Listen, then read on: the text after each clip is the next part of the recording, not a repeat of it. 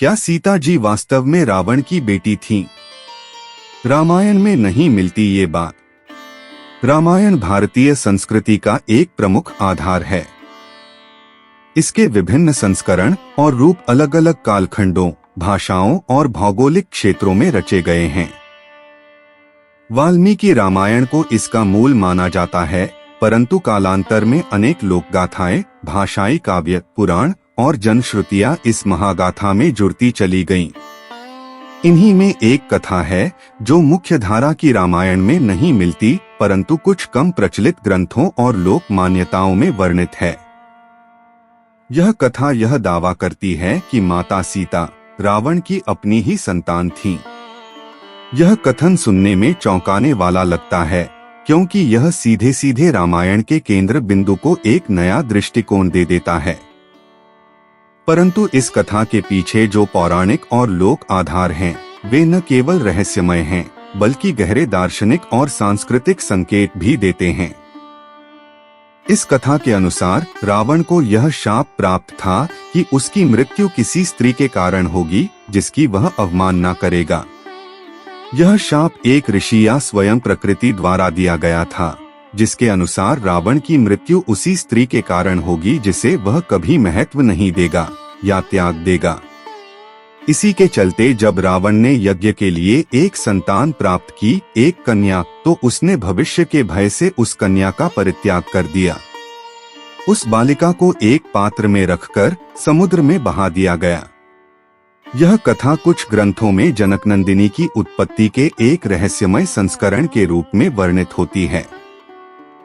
कहानी आगे बताती है कि वह कन्या, जिसे रावण ने त्याग दिया था, भूमि द्वारा ग्रहण की गई और बाद में मिथिला के राजा जनक के खेत में एक हल के फाल से प्राप्त हुई।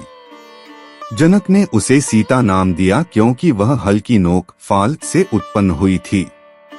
इस प्रकार जनक ने उसे अपनी संतान के रूप में पाला। यहाँ तक कि वाल्मीकि रामायण में भी सीता जी के जन्म को रहस्यमय माना गया है। वे जनक की जैविक पुत्री नहीं थीं, बल्कि धरती से उत्पन्न हुई थीं। यह स्थान देती है उस कथा को जहां सीता को रावण की पुत्री के रूप में प्रस्तुत किया जाता है, जिसे पृथ्वी ने सुरक्षित रखा और जनक को सौंपा। इस कथा के पीछे कई कारण और प्रतीकात्मक अर्थ हैं।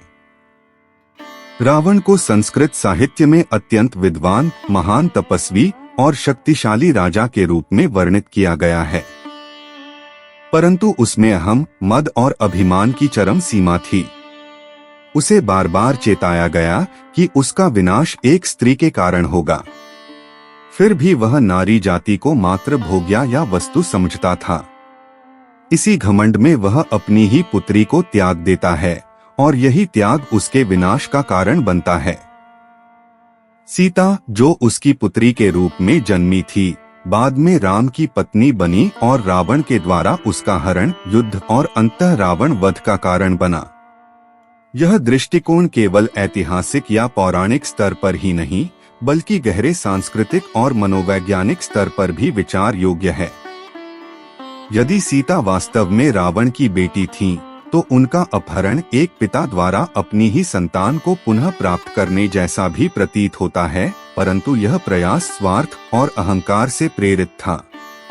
सीता को एक वस्तु के रूप में देखना, उन्हें प्रेम नहीं बल्कि अधिकार के रूप में ग्रहण करना ही रावण की सबसे बड़ी भूल बनी। इसी कारण रामायण के नायक राम हैं, जो सीता का सम्मान करते हैं, उनकी इच्छा का मान रखते हैं और उन्हें देवी के रूप में पूजते हैं। अब प्रश्न यह उठता है कि यह कथा कहां से आई। इसके स्रोतों की तलाश करने पर हमें कुछ तमिल और बांग्ला रामायणों में इसके संकेत मिलते हैं। विशेष रूप से अद्भुत रामायण और कम रामायण जैसे ग्रंथों में कुछ ऐसे प्रसंग आते हैं जहां सीता के जन्म को रावण से जोड़ा गया है। इसके अलावा कुछ लोक कथाओं में, विशेषकर दक्षिण भारत और श्रीलंका में, यह कहानी मौखिक परंपरा से पीढ़ी दर पीढ़ी चली आई है। वहां सीता को माया सीता या आग्नि सीता के अतिरिक्त भी एक त्यक्त कन्या कहा जाता है। कुछ आधुनिक शोधकर्ता इस कथा को प्रतीकात्मक दृष्टि से देखते हैं।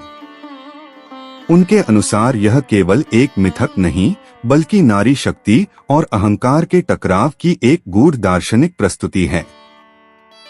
रावण जो शक्तियों का प्रतीक है परंतु नारी सम्मान का हरण करता है, वही अपनी ही बेटी के हाथों मारा जाता है, भले ही अप्रत्यक्ष रूप से। यह दिखाता है कि शक्ति और ज्ञान के बावजूद यदि नारी का सम्मान नहीं किया जाए तो विनाश निश्चित है।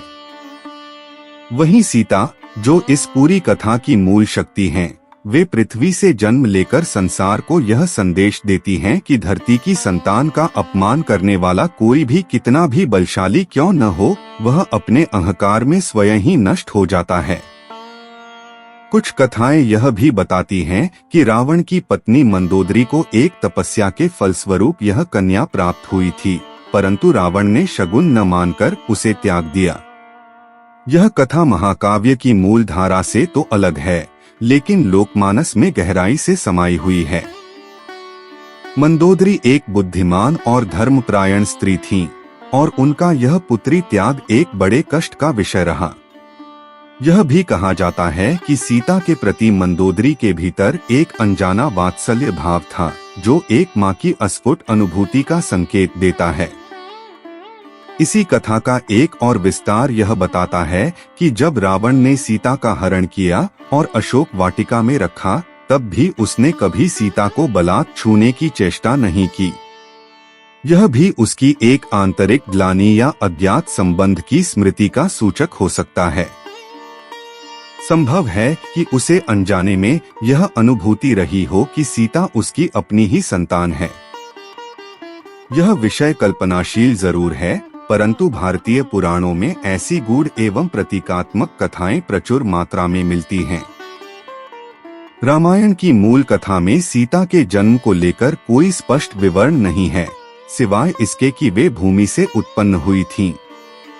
यह रहस्य ही इस कथा को एक नई दिशा देता है।